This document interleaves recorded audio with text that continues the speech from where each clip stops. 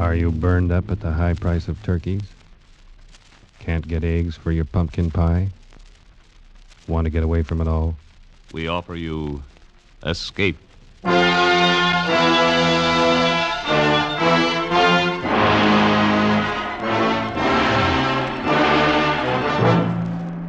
You're trapped in a remote valley of the Andes, walled in by sheer rock precipices, and surrounding you, closing in on you, is a band of blind men who want your eyes. Escape, produced and directed by William N. Robeson and carefully plotted to free you from the four walls of today for a half hour of high adventure. Tonight, we escape to the high mountains of Ecuador and to a remarkable world where sight is unknown, as H.G. Wells imagined it in his curious story, The Country of the Blind.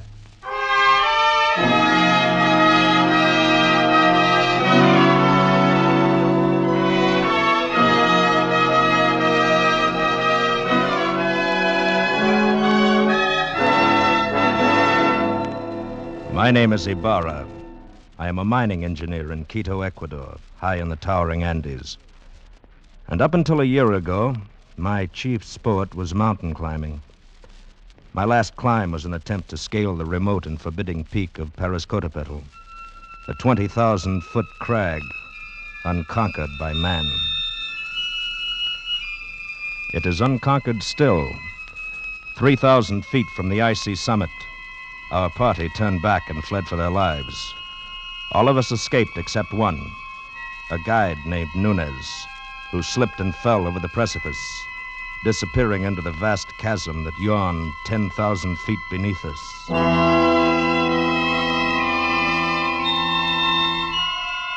The horror of that man's fall has haunted my dreams for a year. Because of it, I have forsaken mountain climbing for the rest of my life. And that decision still stands, even though today I have seen Nunez. He was sitting on the steps of my shack when I arrived at the mine this morning. At first I didn't recognize him. He was so much changed. I thought he was a ragged beggar asking alms. Is it you, Senor Ibarra? My name is Ibarra, yes. What do you want? You do not know me, senor. I know, You look like a man I knew once, but he is... Dead?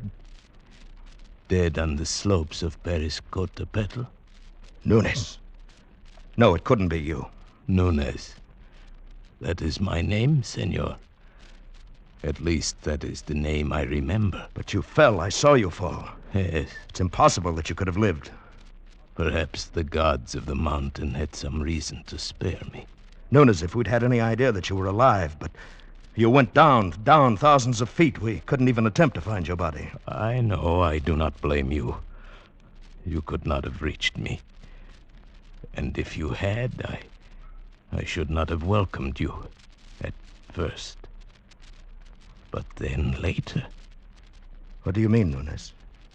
Senor, you will not believe what I have to tell. I can hardly believe that I'm seeing you, talking to you. But what has happened to you? You remember that night, the night I fell? Yes. We had been toiling all day, inching our way up a steep ice wall. And as darkness came, we found a narrow ledge, barely 3 feet wide. It's not very wide, but we can get our shoulder wall up and cut off some of this wind. Hell, that'll be welcome. Yes, but first we'll rest a moment. Look at that icy devil up there glistening in the moonlight. There's another 3,000 feet of sheer ice wall to the top. Well, I can see why no one's ever made it. Think we should go on? I don't know. Nunez, what do you think? It is not my place to say, senor. I was hired to guide you to the top. I agreed. What do you really think? If I believed in the gods of the mountain, as the Indians do, I should be frightened now. Why? Because we have invaded the Forbidden Circle. This part of the Andes is unmapped and unknown, senor. And therefore shrouded in superstition, eh? It is an easy thing to believe strange things in this white loneliness. Some of the legends are really fascinating. I've heard of one, something about a hidden valley called the Country of the Blind. Yes. It is supposed to be somewhere down there below us. A fertile valley which was settled many centuries ago, and then cut off by the great landslide of Arauca. But why the Country of the Blind? Well, even before it was isolated, the people developed a strange illness. All of them slowly went blind. After that, their children were born blind. And the legend is that the valley was the home of the mountain gods. It was too beautiful for human eyes. It's odd. Well, it's all nonsense. Yes, of course. Would be pleasant to find it, though. You know the old proverb, in the country of the blind, the one-eyed man is king? I doubt that we could ever find it. I even doubt if it exists. Of course not. I was only joking. Yes. Well, now if you're arrested, we'll make the shelter wall. Right. I'll give you a hand in a minute. Believe me, Ibarra, for 2 pesos, I'd give up this climb. I never realized Senors, I'm slipping! Hang on! Nunes! Nunes!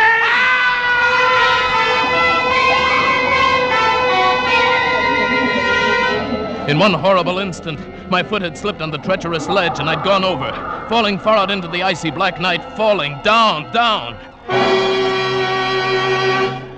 I fell perhaps 1,000 feet. Then I felt a heavy stinging impact of snow. I'd fallen on an almost perpendicular snow slope. And now I was sliding, down, down, tumbling over and over. And then suddenly I realized that my own motion had almost stopped. And it was the snow that was moving. I was riding an avalanche. At almost the same moment, I went over the second precipice. It was higher than the first, much higher, perhaps 4,000 feet. I fell with the snow for what seemed minutes, every second expecting the terrible final impact. But the impact never came. Miracle of miracles, that sheer wall blended almost imperceptibly into another steep snow slope. And again I was sliding. Gradually, as the arc of the slope curved away, I felt myself slow down. And finally I rolled to a stop and lay still. When I awoke, it was morning, and I was covered with snow. I shook off the cold white blanket on my chest and rested a moment. And then I rolled over on my back and looked up.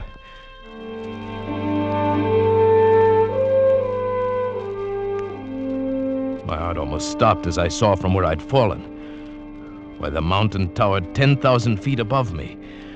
Then carefully I felt of myself. My clothes were torn. I was bruised and bleeding. I ached in every muscle, but I had not a single broken bone. I lay there and offered up a prayer to the gods of the mountain.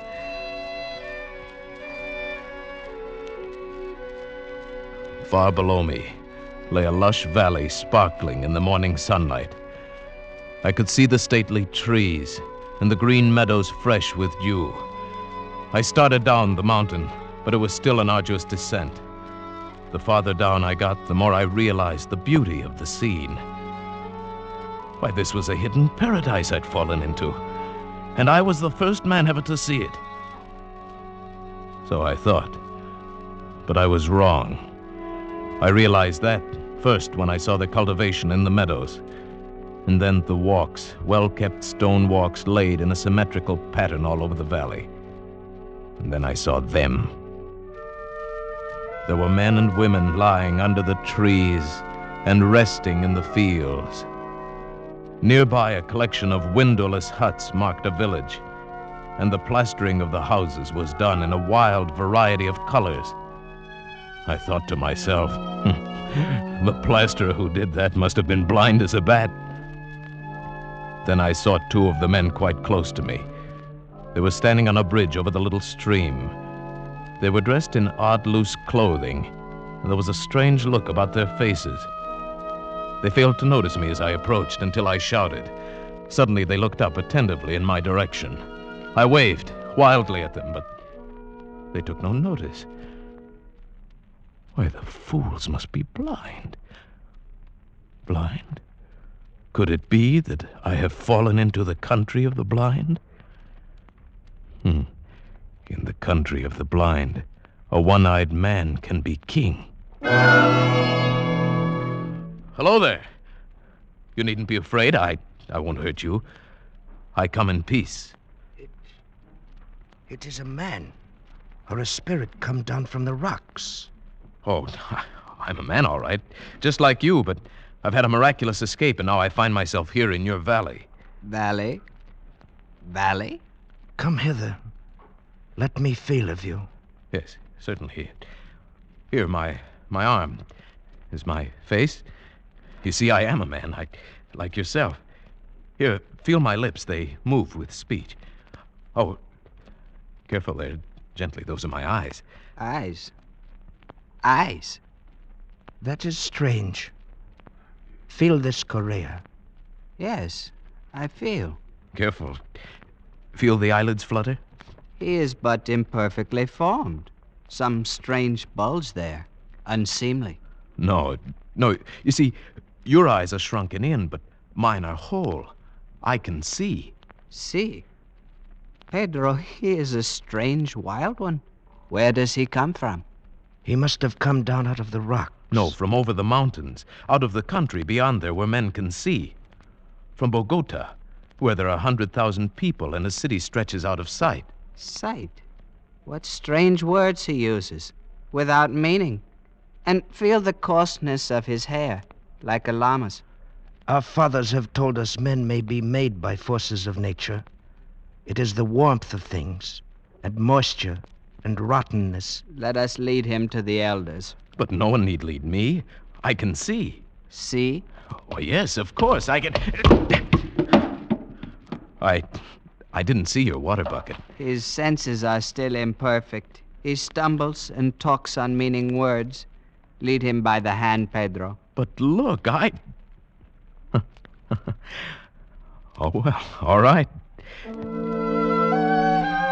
These people had been blind for centuries. They had forgotten even the words associated with seeing. And they thought I was an idiot, only half-formed. Especially when they led me into the pitch blackness of one of their windowless huts, and I stumbled over someone. 1,000 pardons, Medina Sirota. He is a clumsy one. I'm sorry I fell down. I couldn't see in the darkness. Who is this? And what is he saying? He is but newly formed, good father. He has come down from the rocks. He stumbles as he walks and mingles words that mean nothing with his speech. He is a wild man out of the rocks. No, I come from Bogota, over the mountains. You hear? Bogota. He uses wild words. His mind is hardly formed. He has only the beginnings of speech. Bogota? Yes, I come from the great world where men have eyes and see. That must be his name, Bogota. He stumbled twice as we came thither. He must be taught. No, you don't understand. I can see, but not in the dark. To you, darkness or light is all the same, but to me, to us who can see, to us outside in the world beyond the mountains... Mountains? What are mountains? Very well, then, beyond the rocks. There is nothing beyond the rocks. That is the end of the world. Oh, but surely you must realize the sky above covers more than just this valley. Sky? Above? There is nothing above but the roof of rock. He is very raw, my children. He shall have to be taught from the beginnings. Now take him away. Feed him. It shall be done, good father. But guide him. See that he does not stumble over my daughter again. Do not fear, Father. I shall guide him myself and feed him. Very well. Come, take my hand. Thank you. It'll be a pleasure to get outside again, out of this darkness. Come this way. Yes. What is your name? Medina Sarote. Mine is Juan Nunez. Oh, sunlight. Oh, this is better. And now I may look at you. Why, you're beautiful. I cannot tell you what a wonderful thing you are to see. Please, you must be careful. Why? If you do not learn quickly and cease speaking such strange words, they may not be so kind to you. They might be angry. They might even destroy you.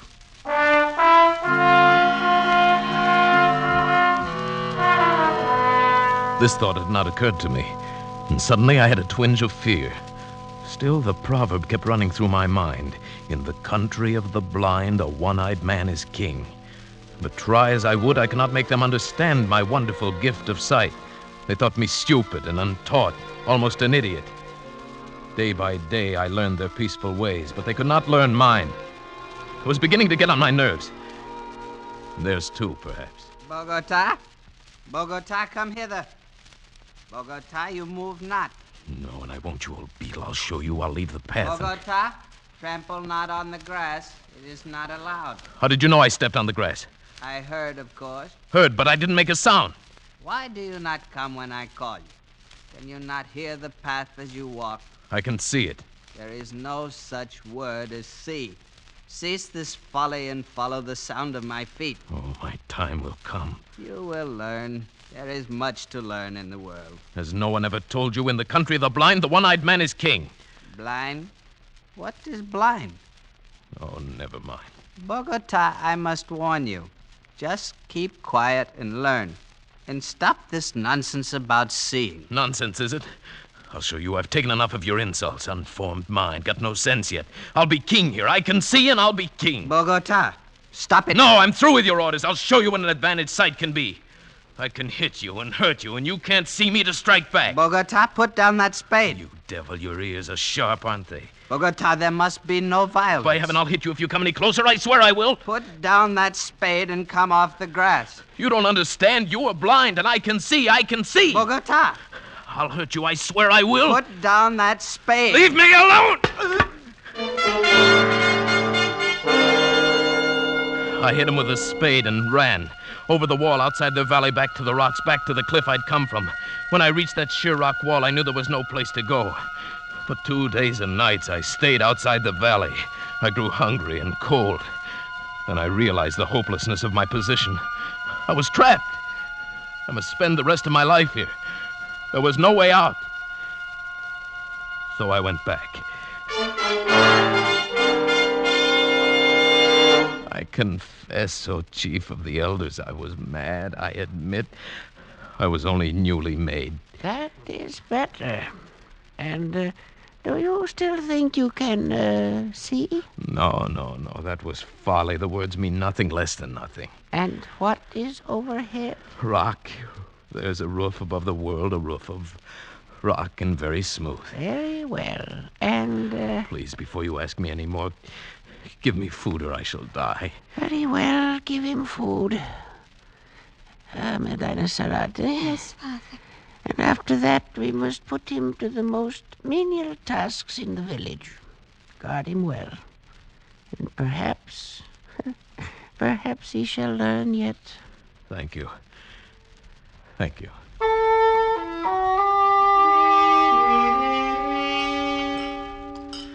Oh, that is better.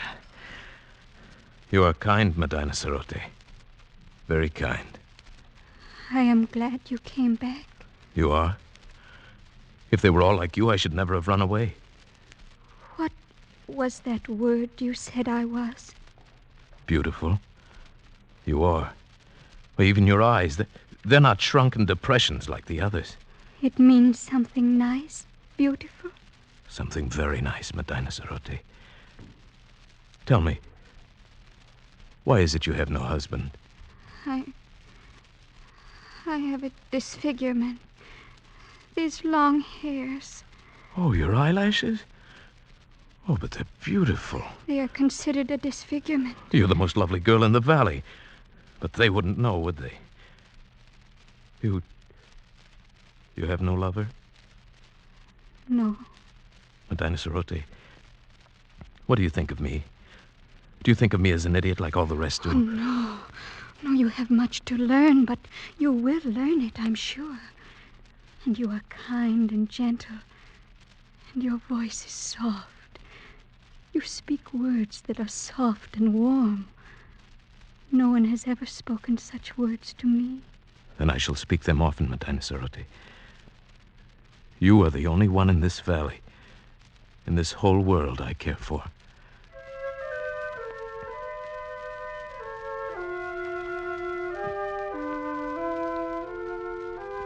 And so it began.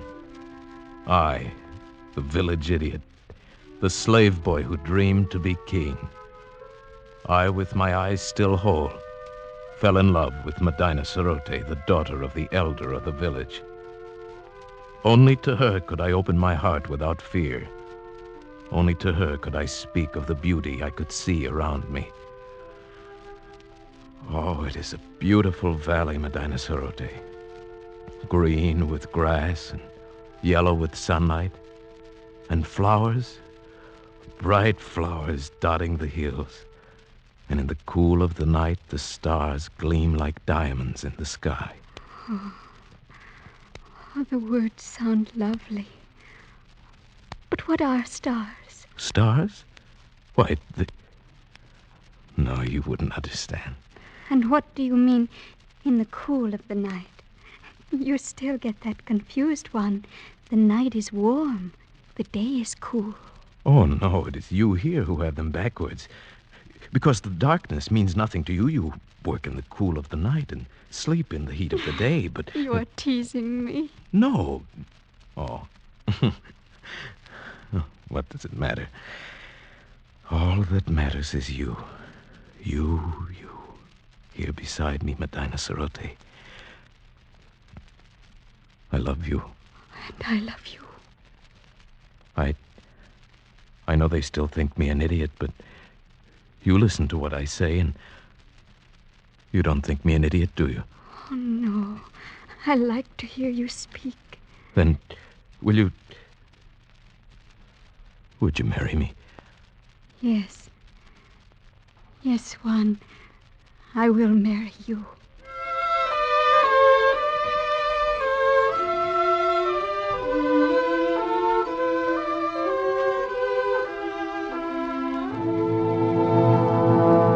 No, I will not have it. But, Father... He is an idiot.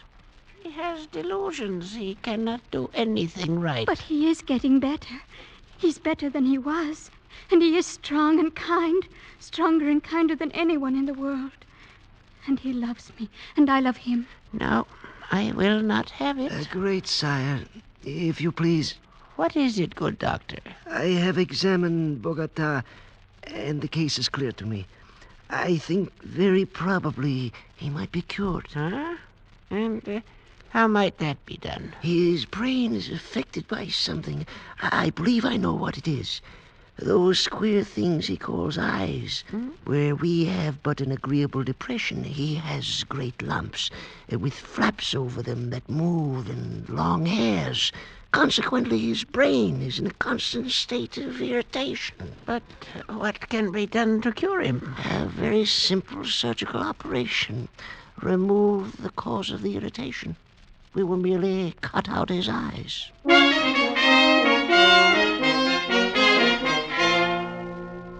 But, Juan, they say it will make you well.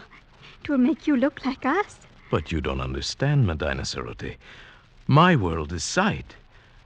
You would not want me to lose my most precious possession? I don't know. There are so many beautiful things to see.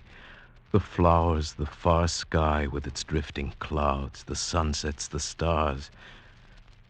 And you. If only just to see you it is good to have sight. And I would never see you again.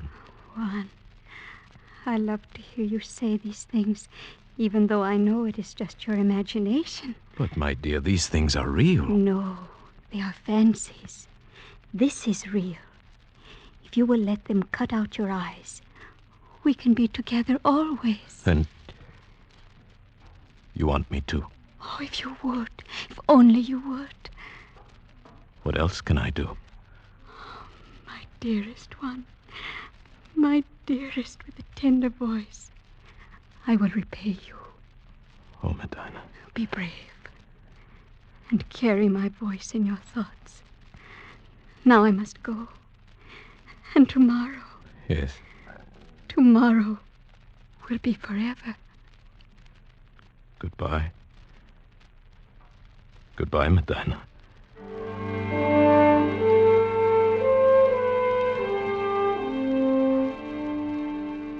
I suppose I knew it then, when I said that. I only meant to go up on the rocks and look out over the valley, to spend my last days feasting my eyes, my precious eyes, on the wonderful, beautiful world of light and color. But when I got there, it was too beautiful, too lovely, this valley, this home of the mountain gods. Beautiful and forbidden. I drank it in. The green of the fields, the blue of the gently curving stream, the orange of the lichen in the rocky crevices. I climbed higher to see the great snow-capped peaks towering above and away to the distant sky, and still higher as the shadows turned the snow to purple and crimson and deep blue. The valley now was far below and as beautiful as a painting. But like a painting, it seemed unreal. Medina Sarote was small and far away, a distant dream. And the world of sight was here, all around, overpowering, wonderful. I turned and began to climb up that sheer rock wall. How many months it took me to make my way out over those mountains, over glaciers and snowfields and sheer precipices, I cannot guess. How I lived through the cold and hunger of it, I cannot tell you. But I'm here at last, back from the country of the blind. Good heavens, man. What an experience. Yes. Terrible and wonderful. But you aren't sorry you came back? Sorry? I see her face clearly now. It is the only thing I see. Nunez, come, you need food. Here, take my hand. Thank you. Where is it, Senor Ibarra? Nunez. Yes. The gods of the mountain have had their revenge. Those months of crawling over the snow and ice, with the sun glaring down. Yes. I am blind.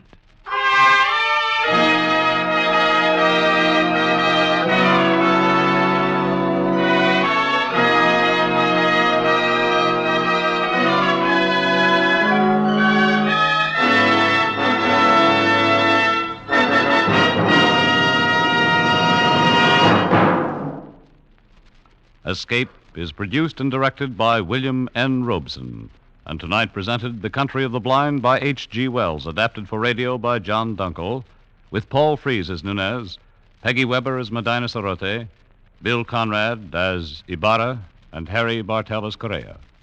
The special musical score was conceived and conducted by Cy Fewer. Next week, when you're tired from a hard day at the office, or your back aches from bending over a hot stove, next week at the same time, when you want to get away from it all, we offer you Escape. this is CBS, the Columbia Broadcasting System.